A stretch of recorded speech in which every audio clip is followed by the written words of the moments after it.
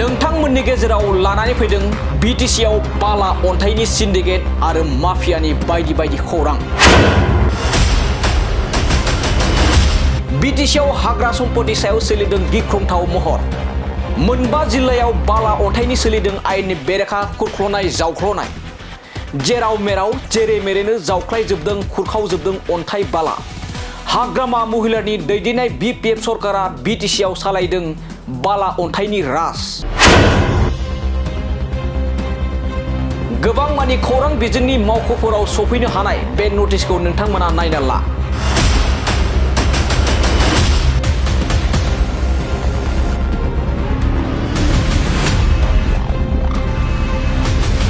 ननै रेन्जनि सिङाव मोनद' जायगायाव फरेस्ट गेट गायसननायनि थाखाय एडिशनेल पिसिसिनिसिम गांसे नटिस। जाय समाव आसाम सरकारनि हाग्रा बिफाना गासैबो फरेस्ट गेटफोरखौ बोखांजोब्बाय, बेबायदि समावसो बिटिसिआव आरोबाव गोदानै गायसनदों फरेस्ट केम्प।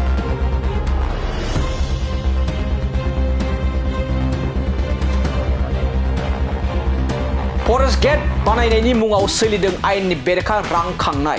गंफ्रोमबो गारिनिफ्राय गुन्डागिरिजों खांदों रां। उदालगुरि जिल्लानि दाब दाब धनस्रि दैमानि बिखायाव सोलिदों आयेननि बेरेखा अन्थाइ बालानि जावनाय।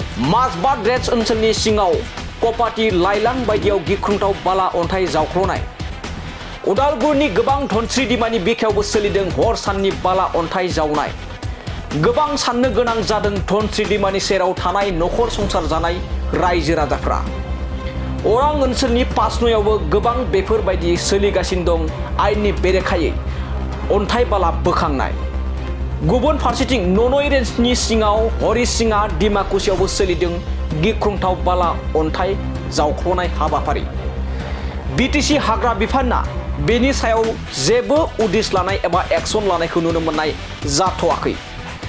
बिपिएफनि माखासे सोद्रोमाफोरा उदाङै बाला अन्थाइनि सिन्डिकेट सालायनायनि अजद सोलिगासिनो दं माखासे सुबुंनि खुगानिफ्राय।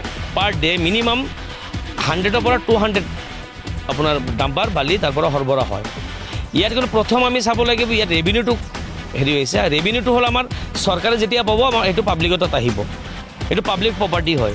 তাতে যিটো আপোনাৰ ৰেভিনিউটো চোৰাংভাৱে ৰেভিনিউ দিয়া নাই, লেপছ হৈ আছে। আৰু এইটো টাংনি নদীও কিন্তু এইটো পগলা নদী হয়। কেতিয়া কি ভাঙে তাৰ পিছতো কিয় আপোনাৰ ফৰেষ্ট বিট অফিচাৰে একশ্যন লোৱা নাই, নলয়। আৰু চিণ্ডিকেট নহয়, চিণ্ডিকেটে অকল যে মাফিয়াসকলে নহয়, প্ৰপাৰ ইনভেষ্টিগেশ্যন হ'লে ডাঙৰ ডাঙৰ ৰৌ বৰালি যোন কেঁচু খান্দোনে সাপ ওলাব, ইয়াতো সাপ ওলাব। তাৰমানে আপুনি চাওক বিট অফিচাৰ তাতে গৈ দেখাই দিয়ে। কেনেকৈ দেখাই দিব পাৰে? বিট অফিচাৰে যিখিনি ষ্টক মাল আছে সেইখিনিৰ কাৰণেহে হেৰি হয় আপোনাৰ। গতিকে সেইখিনি ল'ব পাৰিব, তাতে গৈ মাইনিং কৰা ঠাই কিয় দেখাই দিব সি? बाक्सा जिल्ला हाग्रा बिफाननि ओनसोलावबो बाला अन्थाइनि गिख्रंथाव फालांगि। मख'जाथावसिन दि सालबारि रेन्जनि आखायाव थानाय बेकि दैमायावबो जावख्ल'नाया सोलिदों। सासे एमसिएलएआ गंफ्रोमबो गारिनिफ्राय रां लादों 1000 रां। चिरां जिल्लानि आइ दैमायावबो सोलिदों बाला अन्थाइनि गोबां बेफोरबायदि जाख्ल'नाय। रौमारि आरो दुमगाव तिनिआलिनि थासारिखौ नुयोब्ला नोंथांमोनाबो जागोन समखिनाय। क'क्राझार जिल्लायावबो सोलिदों गोबां बाला अन्थाइनि सिन्डिकेट। जायनि थाखाय एमएलए अखिल गगैयाबो फेसबुक पस्टआव हाग्रामाया सालायनाय सिन्डिकेटनि बाथ्रा मख'दों अखिल गगै बिथाङा। अजद बायदिब्ला फरेस्ट गेटआव लाखिदों साफा साफा दैदेनगिरि आरो साफा साफा टीम लिडारा रां थुबिलनानै होयो बिपिएफनि माखासे लिडारफोरनो। बेखिनियावनो खनसेयैनो मख'नांगोन दि बिटिसि हाग्रा बिफाननि मावफुं सोद्रोमा पानिराम ब्रह्म बिथाङा बिटिसि हाग्रा बिफानखौ लानानै गोबां खौरां बिजोङाव गोसारनाय खौरांनि सायाव मा फिननाय होगोन बेयाव समखौसो नेनानै थाबाय।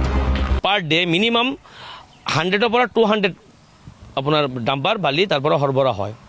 ইয়াত কিন্তু প্ৰথম আমি চাব লাগিব ইয়াত ৰেভিনিউটো হেৰি হৈছে। ৰেভিনিউটো হ'ল আমাৰ চৰকাৰে যেতিয়া পাব আমাৰ এইটো পাব্লিকত আহিব। এইটো পাব্লিক প্ৰপাৰ্টি হয়। তাতে যিটো আপোনাৰ ৰেভিনিউটো চোৰাংভাৱে ৰেভিনিউ দিয়া নাই, লেপছ হৈ আছে। আৰু এইটো টাংনি নদীও কিন্তু এইটো পগলা নদী হয়। কেতিয়া কি ভাঙে তাৰ পিছতো কিয় আপোনাৰ ফৰেষ্ট বিট অফিচাৰে একশ্যন লোৱা নাই, নলয়। আৰু চিণ্ডিকেট নহয়, চিণ্ডিকেটে অকল যে মাফিয়াসকলে নহয়, প্ৰপাৰ ইনভেষ্টিগেশ্যন হ'লে ডাঙৰ ডাঙৰ ৰৌ বৰালি যোন কেঁচু খান্দোনে সাপ ওলাব, ইয়াতো সাপ ওলাব। তাৰমানে আপুনি চাওক বিট অফিচাৰ তাতে গৈ দেখাই দিয়ে।